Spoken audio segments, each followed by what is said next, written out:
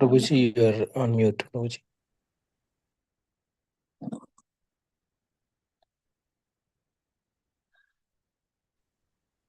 Hare Krishna. We'll continue reading from this beautiful book called The Nectarean Ocean of the Holy Name by His Holiness Sacinandana Swami. So we are going to see the 7th offense today. Before that, we'll go through the first 6 offenses. Number 1, to blaspheme the devotees who have dedicated their lives for propagating the holy name of the Lord. 2, to consider the names of the demigods like Shiva or Brahma to be equal to or independent of the name of Vishnu. 3, to disobey the orders of the spiritual master. 4, to blaspheme the Vedic literature or literature and pursuance of the Vedic version. 5, to consider the glories of chanting Hare Krishna to be imagination or exaggeration.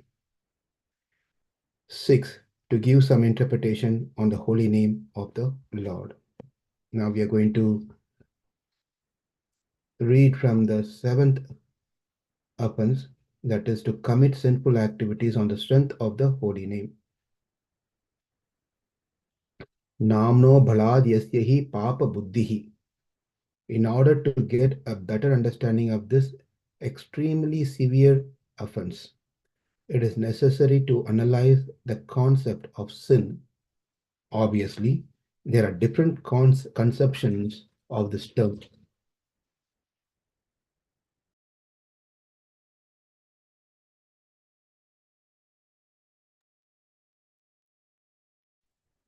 The different stages of sin.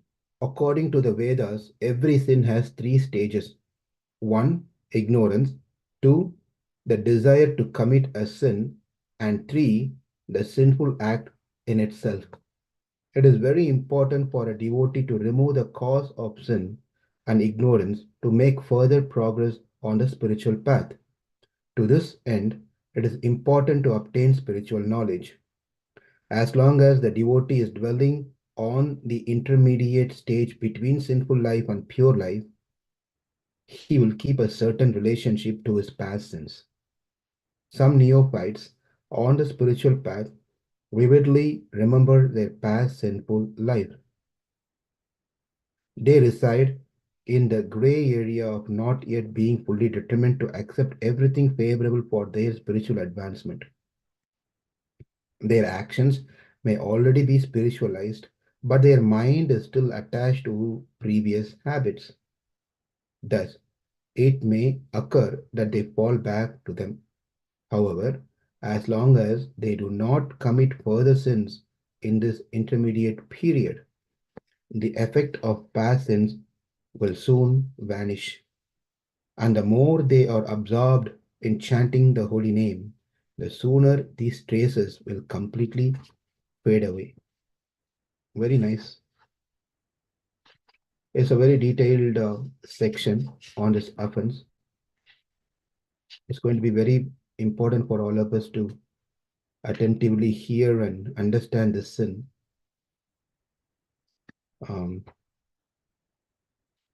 Let's see, 534.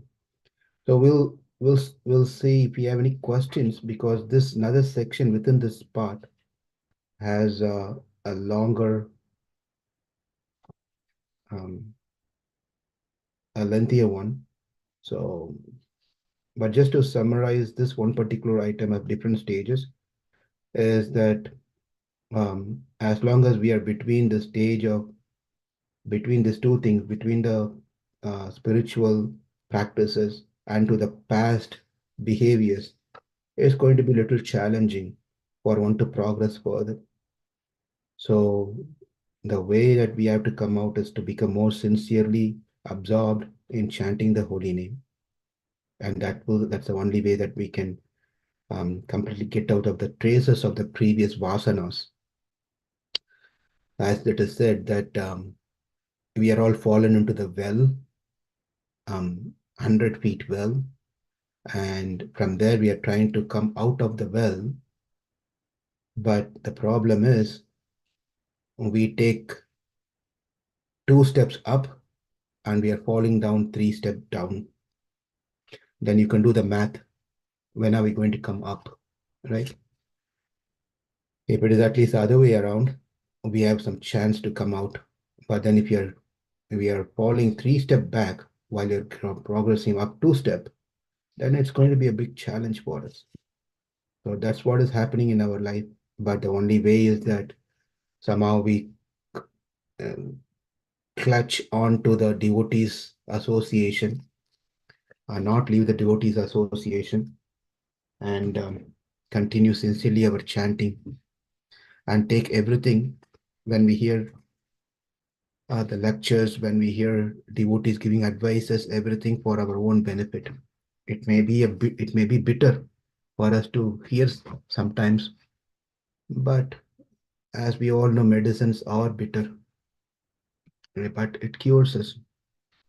Okay, with that, we'll see if there's any discussion here, questions, and then based on that, we will either continue chanting or continue reading. So I know that Arun had a question. You want to go first? Hare Krishna Prabhu, Dandavat Pranam Prabhu. Uh, Prabhu, my question was, there is, is there no emphasis on chanting the Vedas, Prabhu? Like in a lot of other things, there is like emphasis on chanting the Vedas. But I know here, the holy name actually is far superior, and it covers everything. But just wanted to understand the perspective, Prabhu, like um, the about chanting the Vedas. Why we won't get into chanting the Vedas? So, as per the Varnashrama system, the Vedas are specifically chanted and practiced by the three Varnas, Brahmana, Kshatriya, and Vaishyas. They are the one who recites Vedas um, primarily. That's a traditional thing. Traditionally, that's number one. Um, that means the fourth Varna does not get an opportunity. It's not opportunity. They are not recommend. They are not. There's no need for them to recite Vedas. As simple as that. Taking on a in a positive terms, right? Vedas. Um, Therefore, Vedas are restricted to certain group of people. Number one. Number two is according to if you follow the traditional varnashrama system, but whoever falls into the particular gotra and falls into that gotra will have they may be falling under Samavedis, or they may fall under the Rigvedis or Yajurvedis. They have to recite a particular shaka, a particular portion on a daily basis. That has to be done.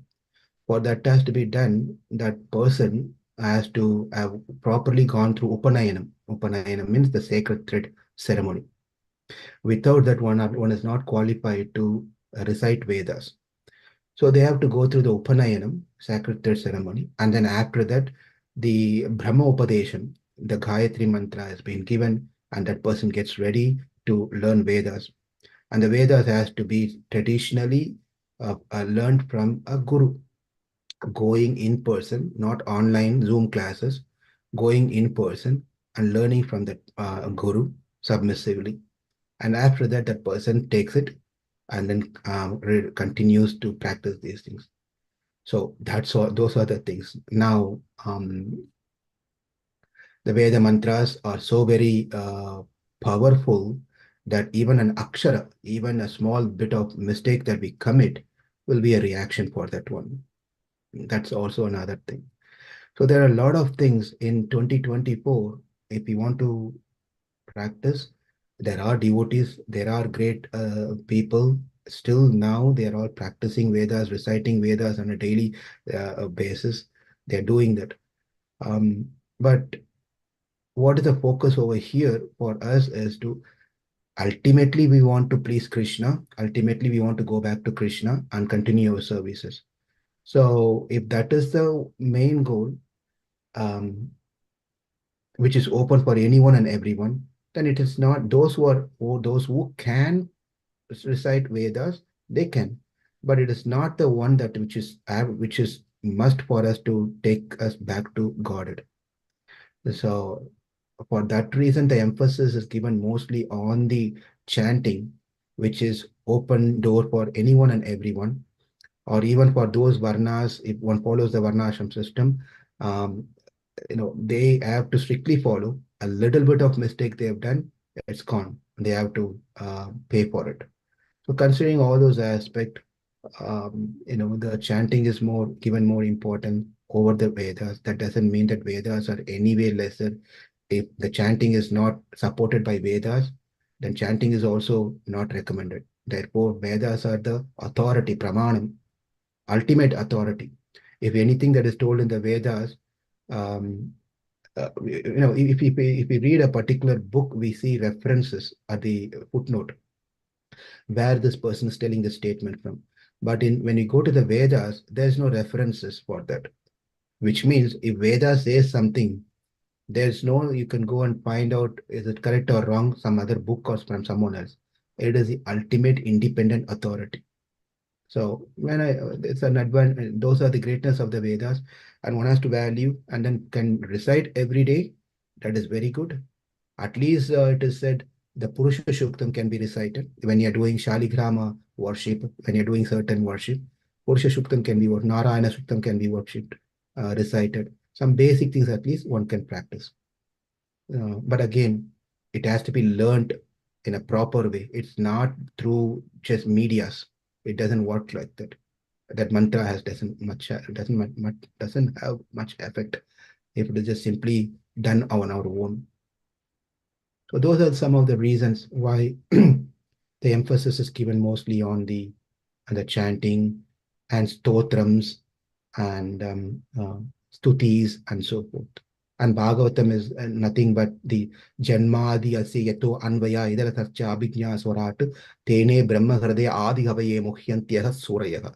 It is just the Brahma Sutra, Janmadi Asya, the second sutra of Brahma Sutra. And what is that? Atato Brahma Jignasha, which is the first sutra. What is that? Again, the Upanishad.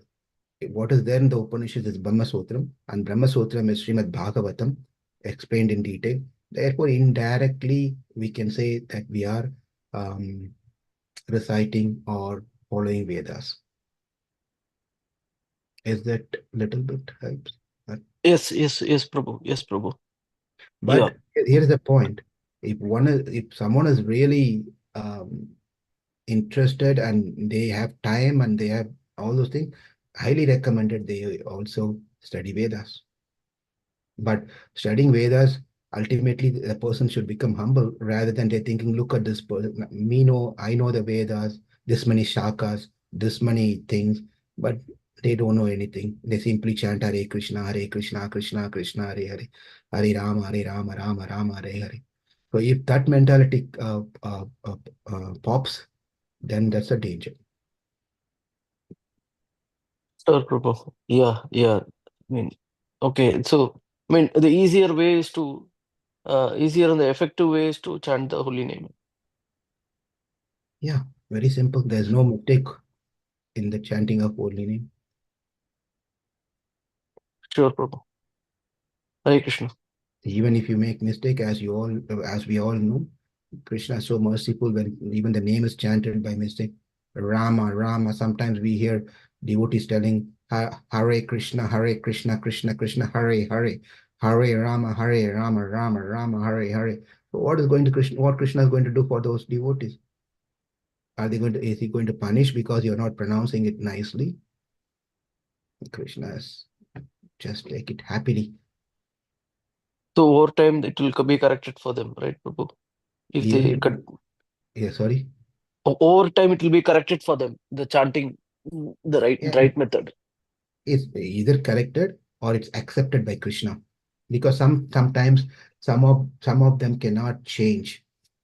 Some of them cannot change. It's difficult for some people, because especially ours is International Society for Krishna Consciousness. It is not Indian Society for Krishna Consciousness, right? If it is Indian Society for Krishna Consciousness, yes, it's an India International Society. We have different colors and grades and different people, and they are born in certain styles, certain ways, and certain pronunciation, accent, and so forth. Sometimes it's very difficult. So for that reason, they don't need to take a birth again to just say Hare Krishna, Hare Krishna. Krishna is not such a person where he has to suffer someone for just for that reason. As long as the intent and the love of God is there in the chanting, that is the essence that Krishna derives or takes, not the other things. But at the same time, if someone is qualified, if someone not qualified, if someone is able to chant and that person is not chanting, is chanting the names very wrongly by getting distracted, that person has to be corrected in some way or the other. You have a qualification, you have an eligibility, but you're not doing it, then that has to be corrected. But you don't have a qualification, you don't have eligibility, you have a desire, then that person is excused. Sure, Prabhu. Thank you. Prabhu, can I have one more question, or I can? Yeah, go ahead. We can finish it. Prabhu, so, so basically, Hare Krishna Mahamantra helps in, clearing the vasanas, Prabhu, which is the root, right?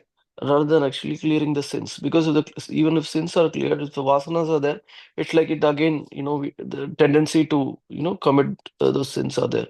And Brahma Gayatri, it helps in clearing the sins, right, Prabhu? Like it's given that one day of Gayatri will, there's some calculations there. Sin of 1 month and sin of 1 year, and what are the number of Gayatris that we chant.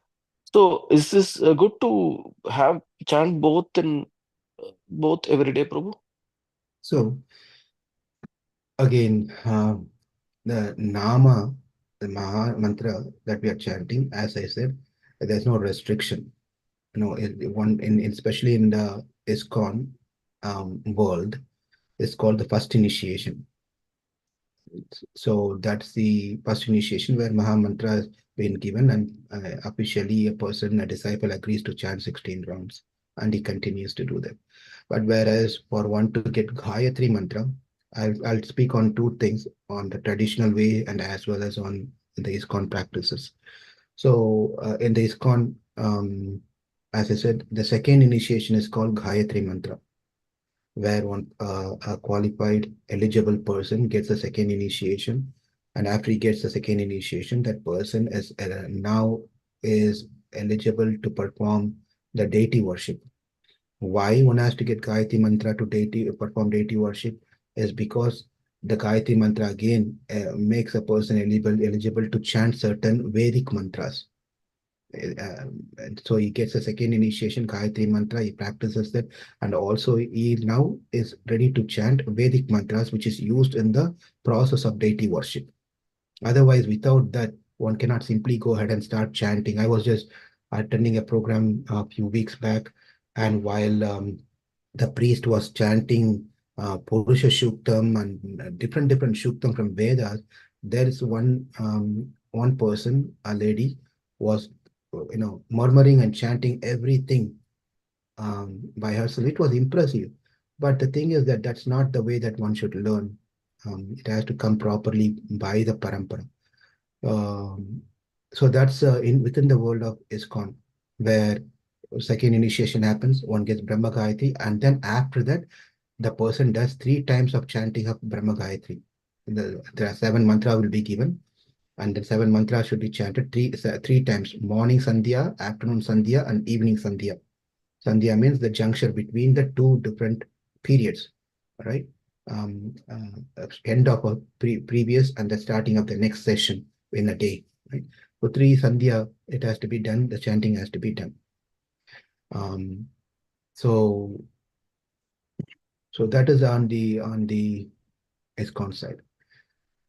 And on the traditional side, as per the traditional way of what's happening is a person is qualified to get Brahma Upadesham as soon as the boy is ready to pronounce the mantras which is uttered by the Guru without any faults. If someone is say, Sahasra Sirisha Purushaha, and that boy who is 5 years, 6 years, 7 years is also able to say Sahasrasirisha Purushaha, Sahasrasirisha Purushaha, is able to repeat.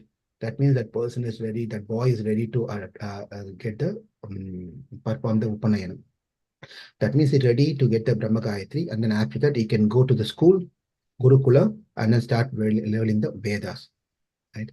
So once a person focuses on the Gayatri mantra, what happens is that it is so very powerful. It purifies the person and um, elevates the person.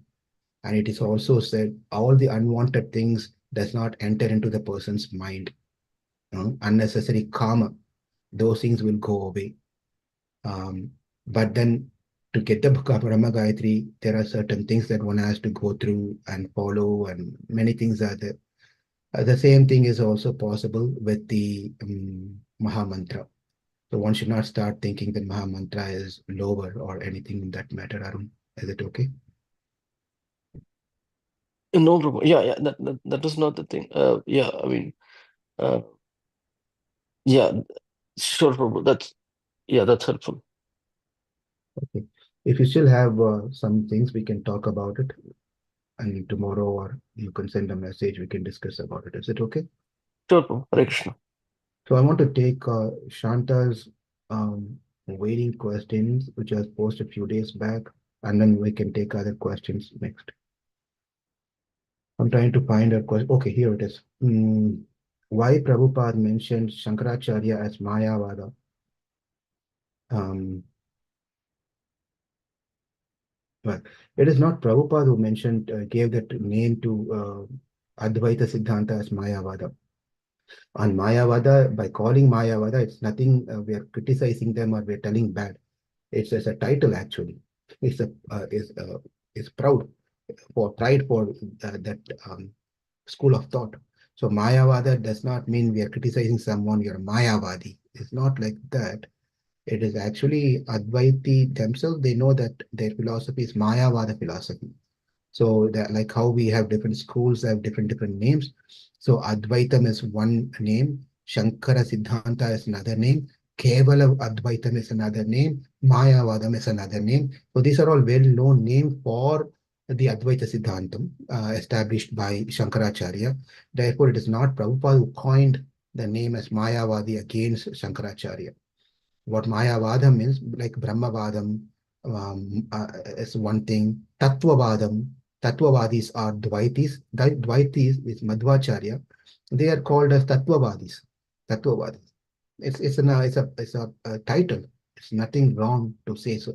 Likewise, Mayavadam is another one to call the Advaita Siddhantis because their philosophy is completely based on Maya. Everything is Maya. Even the Lord is covered by Maya. Therefore, it's Mayavada philosophy. So it's not, again, it's not been titled by Prabhupada against Mayavadis. Is that answers your question? Does it answer your question, Yes, Shank? Prabhu. Yes, Prabhu. Because somehow I hear like maybe can you explain a little bit on Mayavadam, Prabhu? Somehow that word itself giving some. I mean, maybe my understanding somewhere wrong. Can you little more on Mayavadam, Prabhu? I think we explained this in the Advaita on the flavor of Vaishnavism. The Sure. very second thing, the details are there. What is Mayavadam and all those things can explain. Is it okay?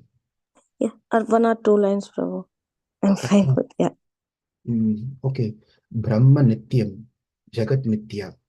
That is, Brahman is the only real thing in the entire uh, creation or the world, whatever you can call it, the only truth is Brahman, and everything else that we are seeing around is all Maya. Nothing is real. Nothing is real. I'm talking to you is not real. You're asking me question is not real. This laptop, this Zoom call is nothing is real. It's all illusion. That we are thinking that I'm thinking that I'm talking to you. You are thinking you're asking question to me.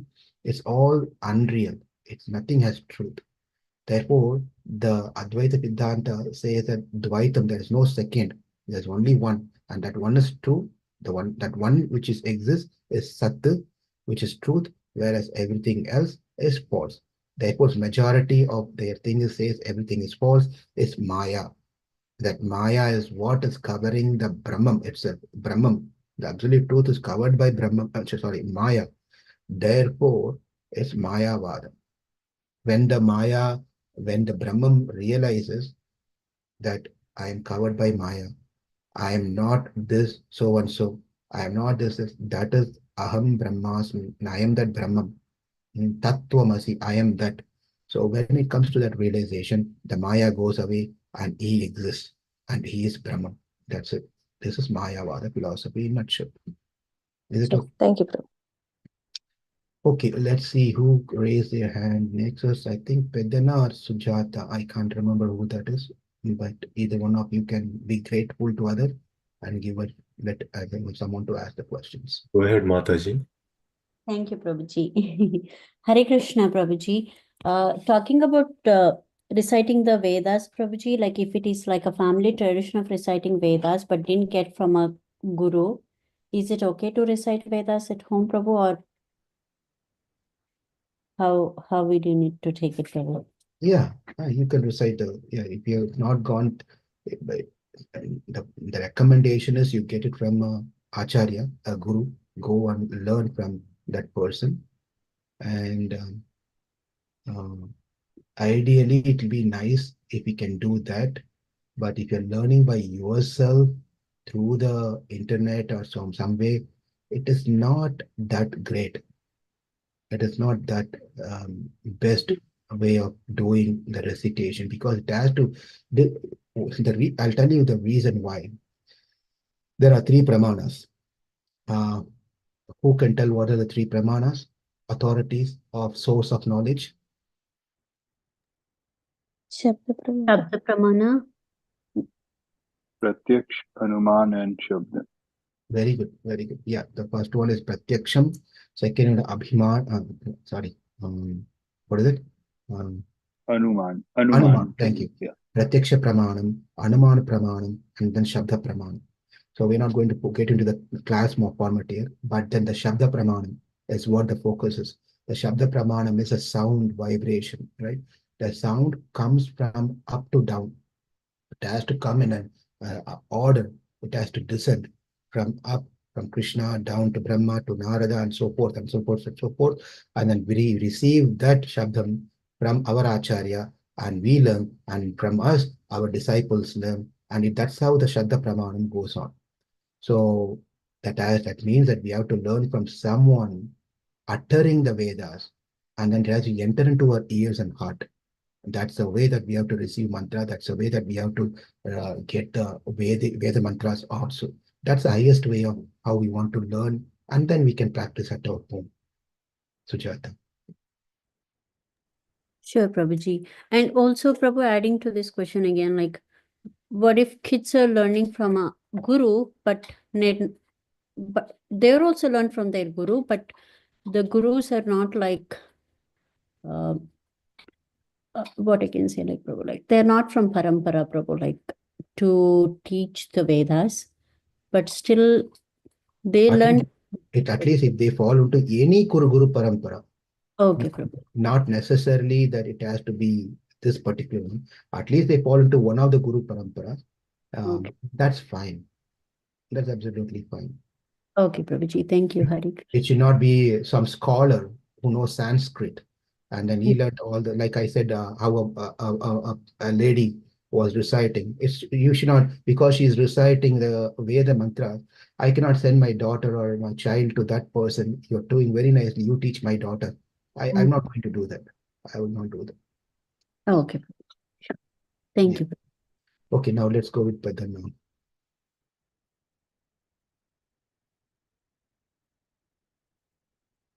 Padan now. You had a question, Padan? Sorry, I was on mute. So, Prabhu, when I was hearing the summary of the book we were reading, you mentioned like 3 types of chanting and some other details on those. And I think I missed the class of that particular topic. Just want to know what is to do and do's and don'ts about the holy name of chanting, Prabhu. What are the do's and don'ts of chanting? I mean, how not to chant. Oh, we will learn more. This book is definitely, this book talks about how one should chant, how one should not chant. All the details are coming up as we are going to read this one. You Okay. did not really miss anything. It's coming. Okay. And Oh, also, Prabhu, sorry. I think he's talking about 3 P's, right? Well, Prabhu, like a few days ago, you read about how to chant the mantra 3 P's or something. Maybe. I don't. So Yeah. one can chant the mantra in the mind. One can Yeah. chant mantra, that is manasika. One can chant mantra uttering like how we are chanting now. And the third is one can chant in a congregation as a group, like how we do Nama Sankirtan. Yes, In Prabhu. 3 ways. So Those are the 3 ways. Yeah. what was the expansion for that? I mean, did we went through in detail? Like, so Yeah. my straight question is why we are not doing the second one, like chanting inside? Why we are chanting loud outside? We are not chanting loud outside. We are chanting moderately, like Hare Krishna, Krishna Krishna, Hare Hare, Hare Rama, Rama Rama, Hare Hare. So this is one type of chanting, which is what is recommended, and it is what we are chanting. The reason that is highly recommended of this one is because when you start closing your eyes and start chanting, we are naturally, our thoughts get disturbed, and we may go into a sleep mode, and many things are there with that approach, right? Therefore, we chant this one, and we are engaging our thought, we are engaging our finger, we are engaging our mouth, all those things when you're doing that type of chanting. That's why it's recommended to do in that way. So it is recommended not to close the eyes, Prabhu? No, you can still close your eye. Whenever I chant, somehow or other, I also close my eyes. But the thing is, you don't know to go to sleep. Going to sleep when you're chanting little audible is less compared to closing your eyes and doing internally like this. Then we are going to fall asleep as we go. That's the only thing. Okay. So we are going to read more on these types of chanting, Prabhu, or no? Yeah, we can. I can go back and read for you one more time next time that particular section. Or I think it's all been also recorded, I think. Sujata might Yeah, have. I could not find that, but I will share it, Prabhu. Sorry to interrupt you. Yeah. sure. Okay, Prabhu. Thank you. Thank you. Rachel. Hare Krishna Prabhuji, Danvat Pranam. And, I missed the flavors of rationalism you mentioned that we discussed sometime in the class. So, what is Visishtadvaita okay. philosophy? Okay. Again, that is also recorded and that's available.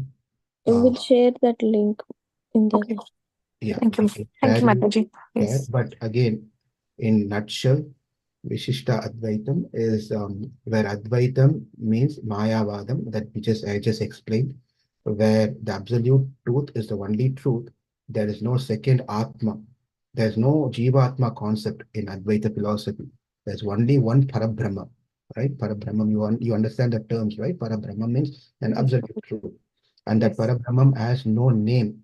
You cannot define by a name, by a gender, by by a form, especially that doesn't have a form. It is not he or she. It is it. That's it. It's it. You cannot define it. Anivachaneyam. It's called Anirvachaneyam, means what cannot be described at all. That is another important terminology in Advaita philosophy. Anirvachaneyam means it cannot be defined. It cannot be defined at all. And it doesn't have attributes. That doesn't have an attribute. It doesn't have parts. It doesn't have limbs. Nothing.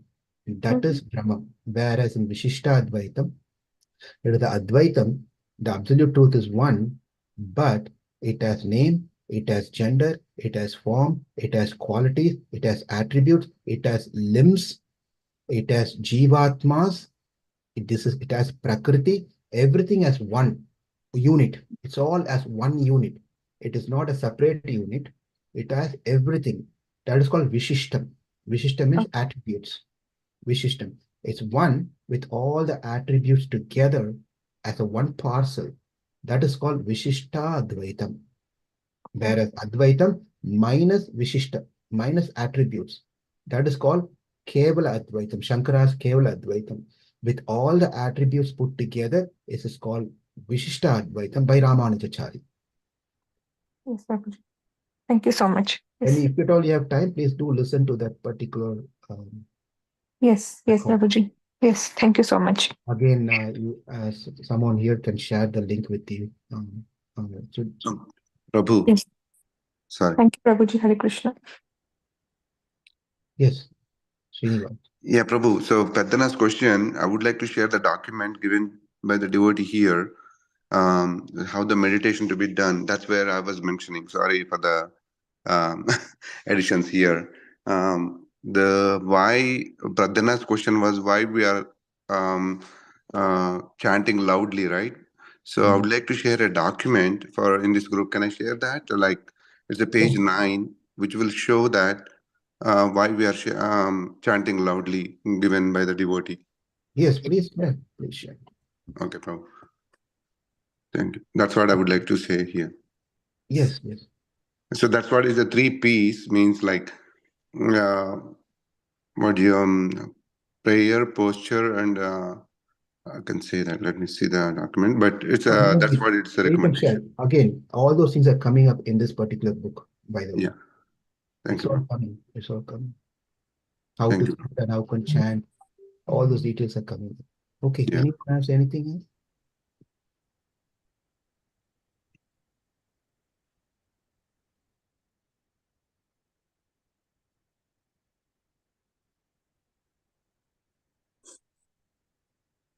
Pretty much everyone had a question. Looks like. Hare Krishna, Prabhuji, Dandavat Pranam. Neeraj, yeah, go ahead. And Hari. Prabhuji, yes, very Hari- simple question that I want to ask you. This all the different philosophies are there. They were made according to the time concepts, like whatever was required at that particular time. Like Buddhism when it came, and then Shankaracharya ji came and he wanted to make sure to revive the Vedas. So the the the absolute truth remains the same, and over a period of time, the thinking changes. So, are we going to square one that absolute truth is absolute truth?